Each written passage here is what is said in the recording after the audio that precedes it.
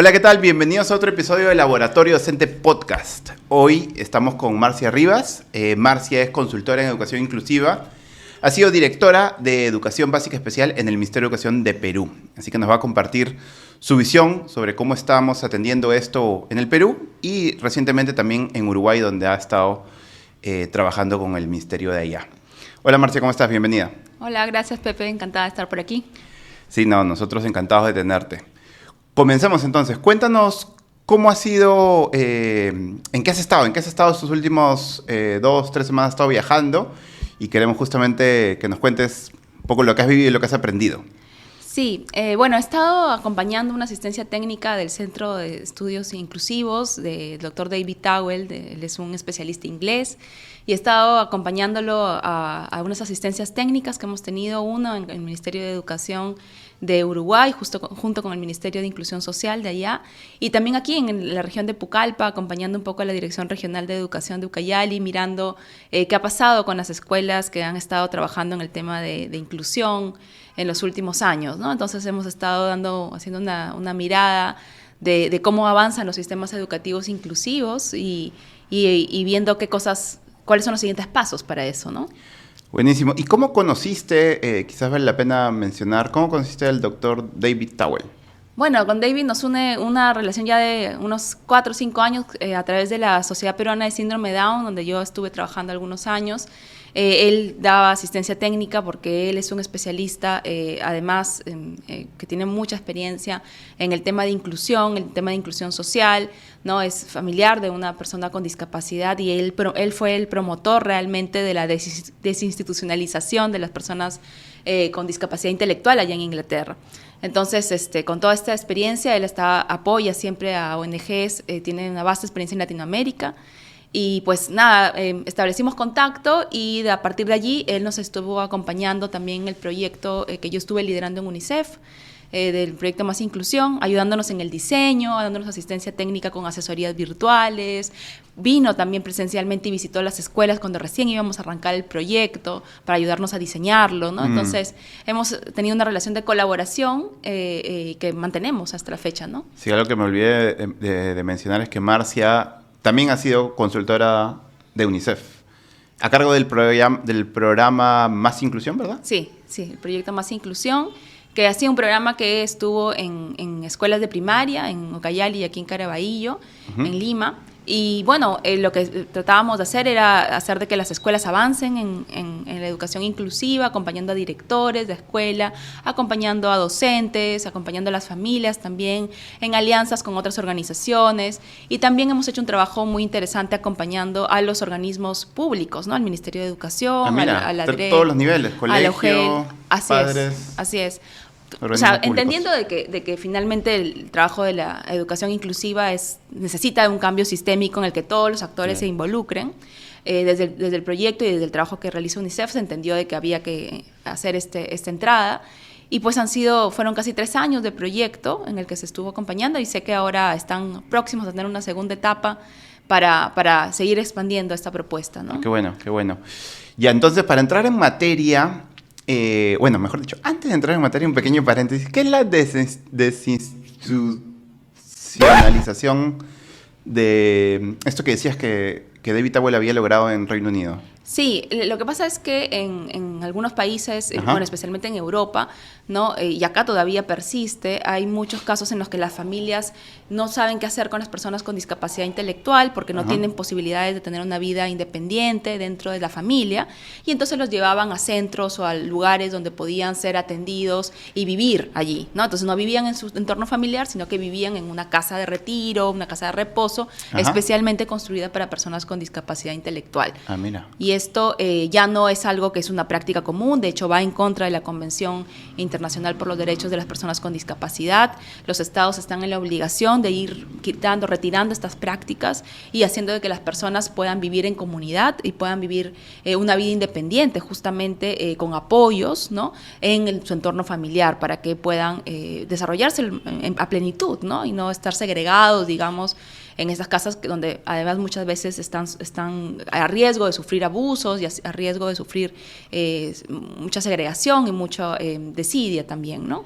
Claro, y entonces David fue el que un poco logró que... Sí, como que parte la abolición de eso. Sí, algo así. así es, como parte del movimiento de organizaciones de allá, él estuvo liderando ese proceso y la verdad es que yo creo que esa es una lección muy interesante. Aquí en Perú todavía tenemos retos con respecto a ese tema, especialmente para los niños o niñas que no tienen hogar, todavía viven en situación institucionalizada, ¿no? Y más aún si tienen discapacidad, esa situación no cambia, ¿no? Los chicos sin discapacidad esperan en algún momento a los 18 años poder ya hacer su vida independiente, pero en el caso de las personas con discapacidad esa no es la expectativa. Entonces eso todavía es algo que tenemos que cambiar y para eso se necesitan justamente que el Estado promueva apoyos, es decir, que tenga programas en los cuales el Estado pueda proveer a las personas que tienen una discapacidad severa, una necesidad de apoyo alta, que tenga una persona que esté presente y que ayude a la familia a vivir, a que esa persona viva de manera más independiente. Claro. Y eso todavía no es una realidad, ¿no? Claro, claro. Y justamente en Uruguay, que estuve mirando el sistema y que estuvimos en este viaje que estabas comentando, vimos como ellos, por ejemplo, tienen desarrollado, bueno, obviamente es un país de ingresos medios altos, pero tienen desarrollado ya el sistema de apoyo, tienen más de 3 años, 4 años implementándolo, y las familias reciben una persona, ¿no? Las familias de personas con discapacidad reciben una persona con una cantidad de horas a la semana para justamente ayudarles a estas tareas de cuidado y de acompañamiento de la persona con discapacidad, ¿no? Qué interesante que al final, claro, no te dejan solo o sola, sino el gobierno se hace cargo, Así o sea, es. del bienestar, o sea, comprenden la dificultad, porque claro, es como que cada familia que finalmente tiene un familiar, un hijo, una hija con esa condición, finalmente terminas estando, o sea, como que tú mismo tienes que buscar la solución. Así es. ¿No? Y además que el cuidado, hay que también decirlo, tiene una fuerte carga de género, ¿no? O sea, la mayor parte de personas Claro. de que sacrifican, de la familia, que sacrifican estudios o su trabajo, o que dejan de trabajar para dedicarse al cuidado de una persona con discapacidad, es la mujer. Claro. Entonces eso sigue generando una brecha, ¿no? Importante para las familias de personas con discapacidad. Entonces es urgente y necesario estos sistemas de apoyos, ¿no? Qué interesante. Cuéntanos un poquito más, entrando ya ahora sí, fuera del tema de David, que me agarró la curiosidad, pero creo que has abierto una puerta bien interesante. ¿Qué otros sistemas de apoyo también tiene Uruguay, por ejemplo? Uh-huh.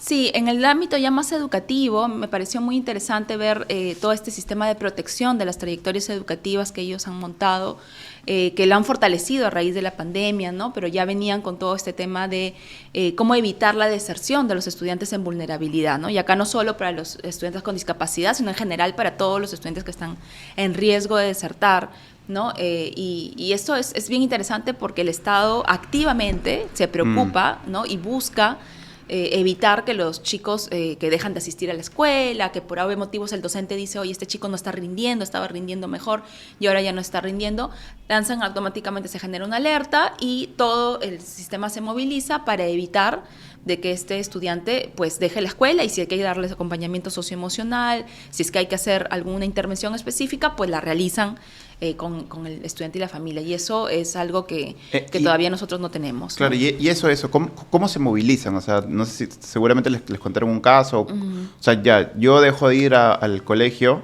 o mi hijo deja de ir al colegio, ¿qué es lo que se activa? ¿Quién lanza la alarma?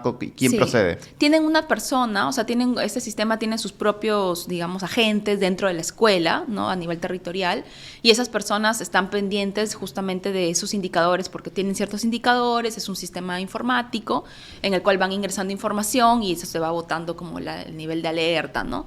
O sea, está como más o menos estructurado y luego finalmente, de hecho creo que uno de los retos que ellos tienen es cómo articularlo ya desde la labor docente, ¿no? Porque está más articulado hoy por estos agentes, claro. Pero es como el inicio, ¿no? O sea, también es un proceso, claro, hasta que vayan... ganar la costumbre de todos. Así es, de preocuparse, ¿no? De ver que todos estén y que estén bien y que participen en la escuela, ¿sí? Y entonces, ¿qué pasa? Ya mandan la alerta y tipo me visita alguien a mi casa. Así es. O sea, dependiendo de cuál sea la situación, si es que el chico no está yendo a la escuela, pues te visitarán.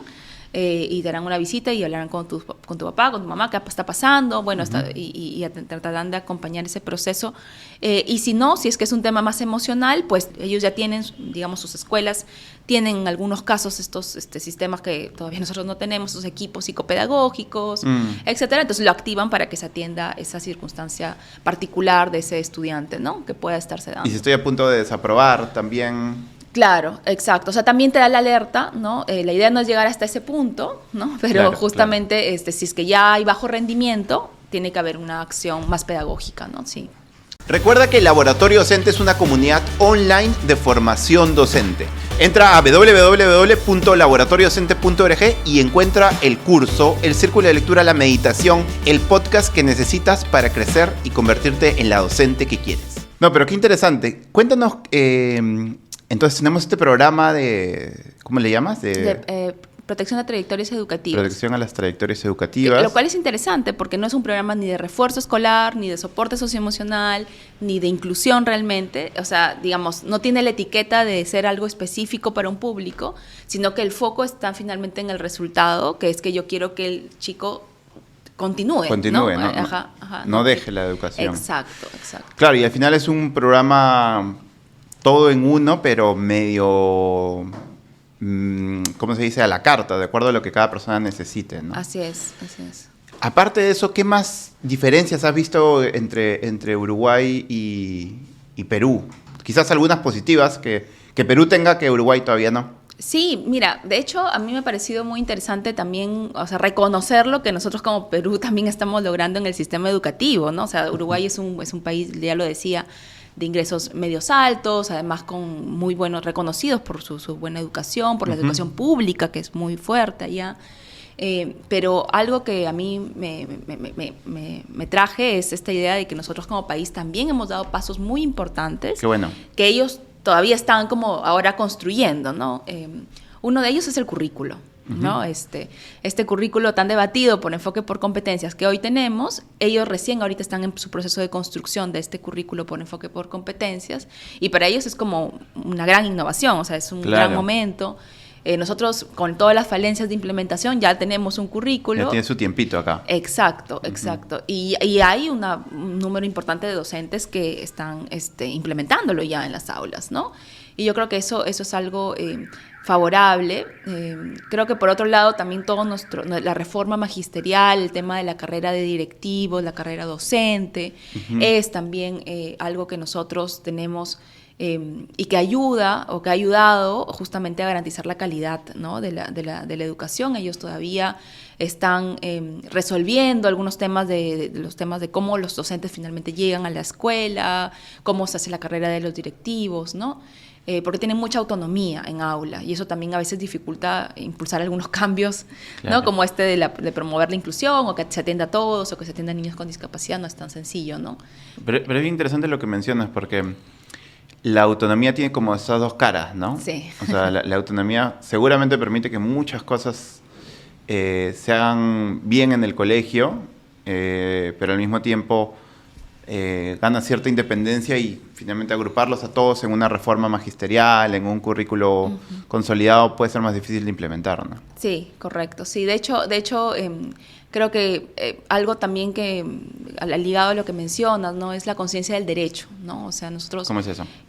Allá en muchas de las cosas que se decían era que hay muchas escuelas, especialmente las escuelas privadas, que son pocas, pero existen, no están bajo la rectoría del Ministerio de Educación. Entonces, por lo tanto, ellos pueden decir, yo no te acepto a tu niño o niña con discapacidad. Y eso es algo que, bueno, claramente va en contra de la Convención, va en contra de la Constitución, del derecho a la igualdad, de la no discriminación. Y acá lo tenemos muy claro, a pesar de que sigue pasando, no vamos a negar la realidad, pero si es que pasa, tú puedes ir al UGEL y le va a caer una sanción. Claro, es más denunciable ahorita. Exacto, ¿no? Exacto. O sea, porque no es lo esperable y porque hay una norma que claramente dice que no puedes discriminar y que tienes que reservar vacantes más bien. Claro. Entonces, yo creo que eso también es una conciencia, como te decía, del derecho a la educación que hemos ganado con muchas luchas, por supuesto, de las organizaciones de personas con discapacidad y que nosotros tenemos ahora a nuestro favor, ¿no? Hemos avanzado en Perú. Sí, sí, han habido avances, hay todavía mucho por hacer, somos un país muy grande y muy complejo y eso hace que la implementación sea muy desigual, ¿no? O sea, mucho de lo que estoy diciendo aquí quizás en un lugar alejado, en Cajamarca, no está ni simplemente el currículo, ni se protegen situaciones de discriminación, pero creo que hay una ruta para avanzar y lo que hay que hacer es promover justamente esas instancias intermedias, ¿no? Para que suceda. No, buenísimo. Y para ir cerrando, en resumen, entonces, tú dirías que el Perú ha avanzado en el currículo por competencias, en la carrera pública, y también como que en visibilizar y hacer más,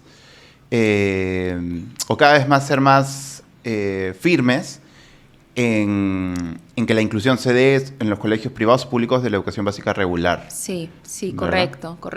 Y en el rol del Estado en todas las escuelas, ¿no? O sea, creo que es importante, porque ahorita que está en debate, ¿no? Digamos, y que hay muchas fuerzas tratando de minimizar la importancia del rol del Estado en la educación universitaria, por ejemplo.